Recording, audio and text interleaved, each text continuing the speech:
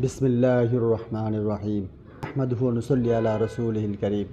সম্মানিত শ্রোতাবিন্দু, আসুন আমরা মিথ্যা সাক্ষী দেওয়া, মিথ্যা সাক্ষী হওয়া, মিথ্যা সাক্ষী দেওয়া থেকে আমরা বিরত থাকি। কারণ মিথ্যা ধ্বংস হয়। রাসূল কারীম সাল্লাল্লাহু আলাইহি সাল্লাম বলছেন, আস-সিদকু ইউনজি ওয়াল কিযবু ইহলিক। সত্য মুক্তি দেয় এবং মিথ্যা ধ্বংস করে। মিথ্যা ধ্বংস করে এই কথা জানার পরেও মানুষ অহরহ মিথ্যা কথা বলে, যেখানে সেখানে মানুষ মিথ্যা কথা বলে।